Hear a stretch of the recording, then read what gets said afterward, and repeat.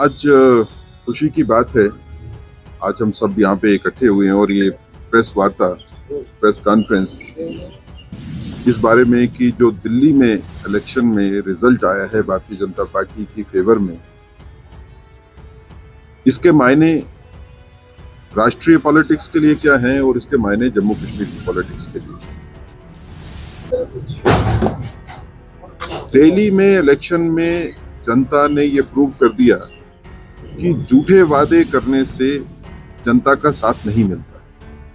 कुछ देर के लिए आप जनता को जरूर गुमराह कर सकते हो, लेकिन ज्यादा देर तक गुमराह करना जो है वो पॉसिबिलिटी नहीं है। तो जिस तरह की पॉलिटिक्स आम आदमी पार्टी जो है वो दिल्ली में करती आई है, जिसमें झूठे वादे करने लोगों को और फिर उन वादों को पूरा नहीं करना, अब जनता ये समझ गई है कि झूठे वादों के सहारे पॉलिटिक्स नहीं होती। राष्ट्रीय पॉलिटिक्स में इसका जबरदस्त असर होने वाला है। नई सियासत इस चीज के ऊपर चलेगी कि उन लोगों का साथ देना है, उस सियासी जमात का साथ देना है जो वादे करते हैं और वादों को पूरा करते हैं। अगर भारतीय जनता पार्टी को देखें तो 2014 में जितने वादे हमने पार्लियामेंट में किए थे, अपने मैनिफेस्टो में 97% से ज्यादा वादे हमने पूरे किए। 2019 में जितने वादे किए थे 99% से ज्यादा वादे जो हैं वो भारतीय जनता पार्टी ने पूरे किए। भारतीय जनता पार्टी वादे वो करती है जो भारतीय जनता पार्टी के पास रोड मैप है उनको पूरा करने की। मैं अगर इसको जम्मू कश्मीर के हवाले से देखूं तो जम्मू कश्मीर में भी तकरीबन 75 साल से, खासकर कश्मीर की बात कर रहे हैं तो कश्मीर की सियासत गुमराह करने की सियासत रही है। यहाँ पे सियासी जमात, चाहे वो नेशनल कॉन्फ्रेंस हो, चाहे वो पीडीपी हो, चाहे वो कांग्रेस हो या कोई भी और जमात हो, लगातार 75 साल से वो वायदे किए गए लोगों के साथ जो वायदे पूरे करने की कभी कोशिश भी नहीं थी और पता भी था कि इस तरह के वादे जो हैं वो कभी पूरे होंगे। लोगों को गुमराह करने के लिए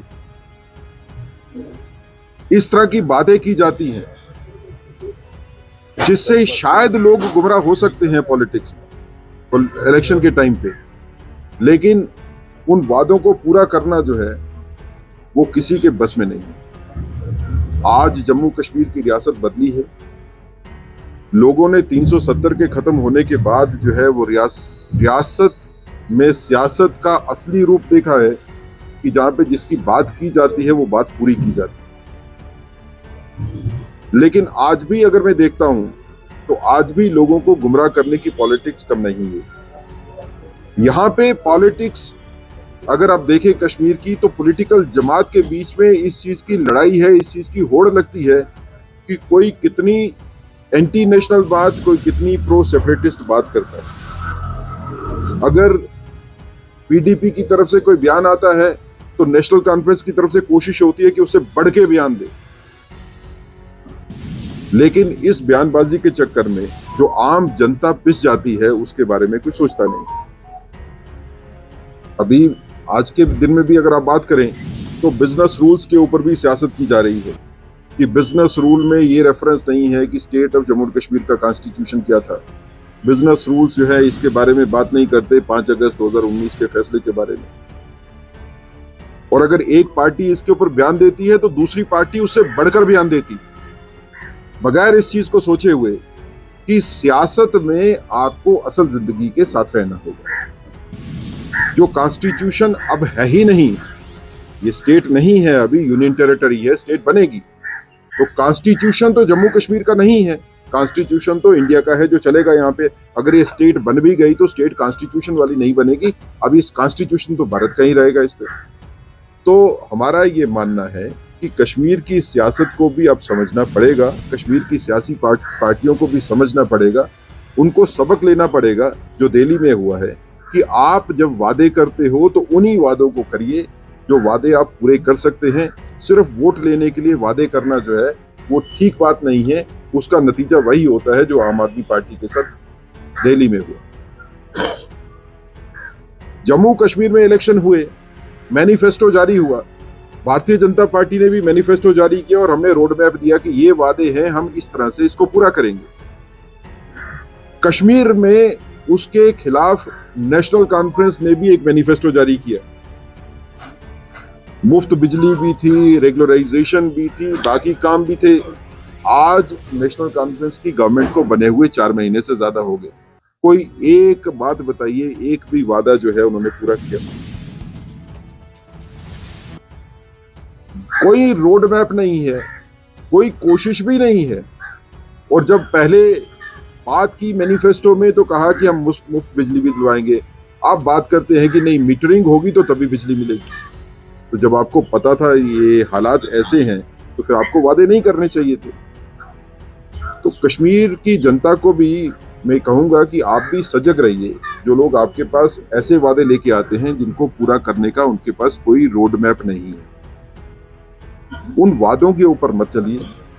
आने वाले वक्त में यहाँ पे लोकल बॉडीज के इलेक्शन भी होने हैं, बाकी इलेक्शंस भी होने हैं। दिल्ली की जनता ने जो किया है झूठे वादे करने वालों के साथ, वही हम तवक्को करते हैं कि कश्मीर की जनता भी वही करेगी झूठे वादों करने वालों के साथ।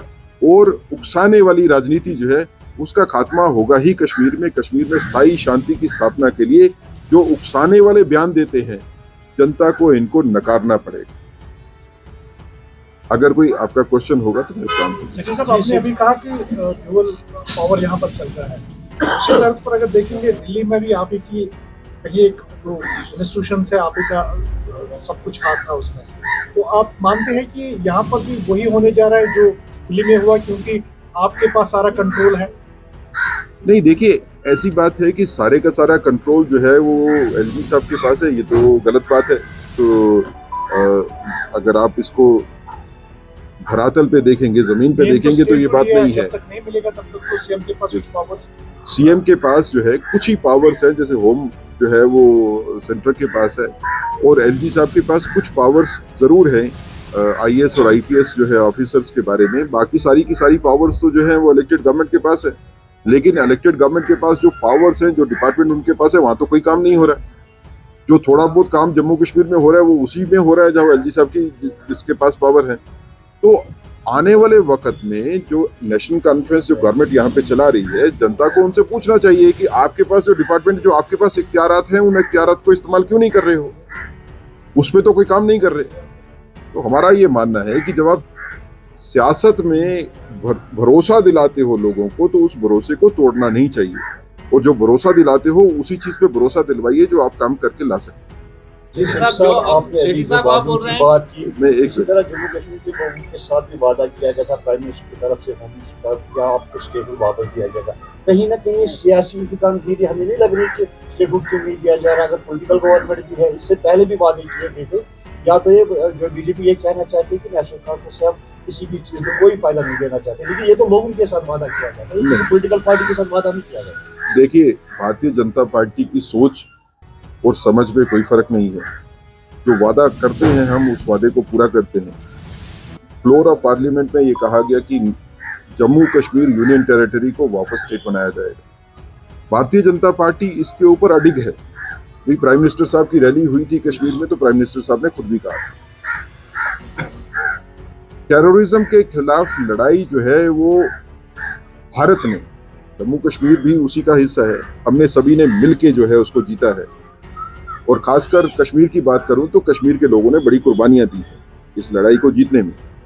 लड़ाई की जीत के बाद कंसोलिडेशन जो है बहुत जरूरी होती है। तो अभी हम जीतने के बाद कंसोलिडेशन के फेज में हैं।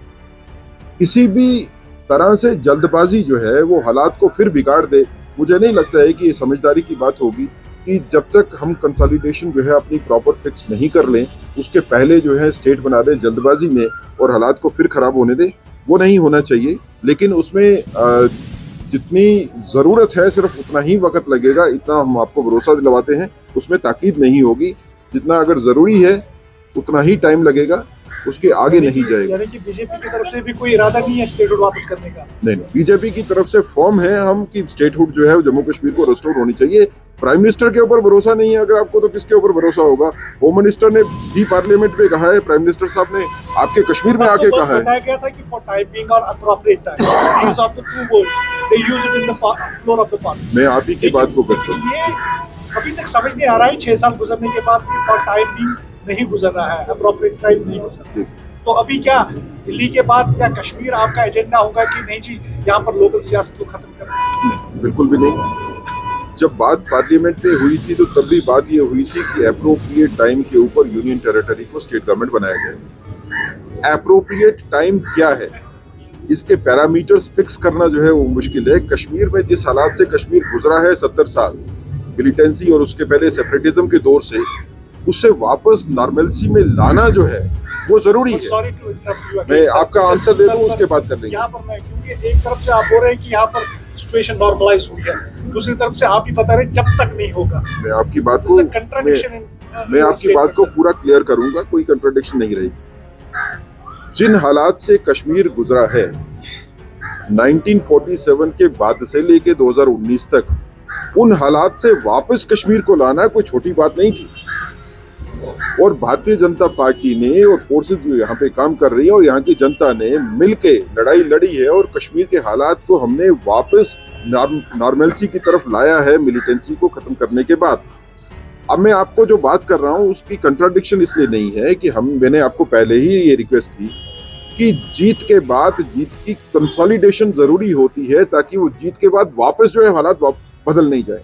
तो हमारा ये मानना जरूर है कि कश्मीर में नॉर्मलसी काफी हद तक जो है वो आ चुकी है, लेकिन अभी जीत जो है मिलिटेंसी के खिलाफ, टेररिज्म के खिलाफ जो जीत है उसकी कंसोलिडेशन जरूरी है। अभी भी आप देखेंगे तो कहीं कहीं बीच में जो है इस तरह की घटनाएं जो है वो हो रही हैं। तो हमारे को इन हालात को नजर में रखना पड़ेगा। Appropriate time means appropriate time, appropriate time आने के बाद आपको इंतजार नहीं करना पड़ेगा। ये हमारे को उन एजेंसीज के ऊपर जो फोर्सेज हैं जो डिसाइड करती हैं कि एप्रोप्रिएट टाइम आ गया है उसके ऊपर भरोसा रखना चाहिए। हमारे को नरेंद्र भाई मोदी जी के ऊपर भरोसा रखनी चाहिए, उनकी जुबान पे भरोसा रखना चाहिए कि आपको स्टेट जो है वो आने में ज्यादा देर नहीं लगेगी, जब हालात बन जाएंगे स्टेट बना। As we have seen that there are different kind of questions, like when we talk about the funds part, when we talk about the security, everything lapses when government has implemented. You believe that this is going to be at least implemented soon, or either it will be drag off? No, we don't see anything in the policy of Bharatiya Janata Party central government to delay anything in Kashmir. So far as funds are concerned, there is no dearth of fund for Kashmir. There had never been. You have to believe the Prime Minister of this country when he says that Kashmir is focus for him. For rebuilding Kashmir, a peaceful Kashmir, whatever is needed, Bharatiya Janata Party government will do. Mr. Sethi, the seat in Brawar, the seat is with the BJP. BJP won from the constituency. Yes. There's a young man who made allegations of torture and was harassed. He allegedly was represented. What's BJP's position on that? See, that Kathua incident where one person, Makandeen, he committed suicide after alleging that he had been, he had to face atrocities of police, is something which BJP is very seriously viewing it. We have taken up the matter with the authorities also, and there will be a detailed inquiry into this matter. Anybody who is involved in this incident will not be spared. I can assure you about that. There will be no effort to spare anybody if there is involvement of anybody found in this incident. What do you take on the law and order and security situation in Jammu and Kashmir? Though it is not lying with the... No. See, so far as there are two ways of looking to the situation. One is the law and order situation in Kashmir and some affected part of Jammu and Kashmir which were earlier affected so far as terrorism and terror-related activities are concerned. Second is the law and order problem with regard to the local criminals or gangsters, which is the allegations which are coming in Jammu. By and large, I'll say that the situation is well under control. And except for some sporadic incidents here and there, largely we are looking to the peace in the valley. In Jammu region also, largely there is a peaceful situation, but of course there are some incidents which requires the focused attention of the authorities. Where the authorities are working and Bharatiya Janata Party is coordinating with the authorities wherever we find that there is something which is more to be done. We are taking up the matters with the authorities, and let me assure you, Bharatiya Janata Party is not defending anybody who has done the wrong. We will never defend anybody who has done the wrong. If anybody is found involved in any illegal or wrong activity, Bharatiya Janata Party will not miss a chance to criticize that person or come openly. Shri Sahab, I have a question. After review meeting, we have seen the statement of the review meeting from Aga Rulas. One second. Last statement. Yeah. Abruptly, things have been totally immediately after this the security review meeting. But after that, unfortunately, this incident was happened. The truck driver had been killed. What's your statement on that? See how seriously Honorable Home Minister is looking into the situation in Kashmir is reflective of the fact that he is himself constantly monitoring the things. He had a meeting with the leader of opposition also 2 days back. He is very concerned about what is happening in Kashmir and in Jammu also, so far as security is concerned. And I don't think there is anything which is not being done to monitor the situation and to make the situation really towards the peace, what it should be done. Sir, Sort of kuch batana chahiye. that is again a misunderstanding of the situation. It is never that Umar Abdullah Sahab has asked for a meeting and has been denied. Whenever he wants to meet the Honorable Prime Minister, Honorable Home Minister, any other minister, nobody has done anything not to oblige him. He is free to meet. And for the benefit of Jammu and Kashmir, if we have to meet, if our ministers have to meet Umar Abdullah, they are most welcome to do it. Umar Abdullah is very welcome to discuss anything about Jammu and Kashmir with the central government. I don't think parties or central government has at any point of time denied a meeting to the Honorable. Any sort of wink from your side what he is going to discuss with the Home Minister? That I cannot comment upon that. That is between.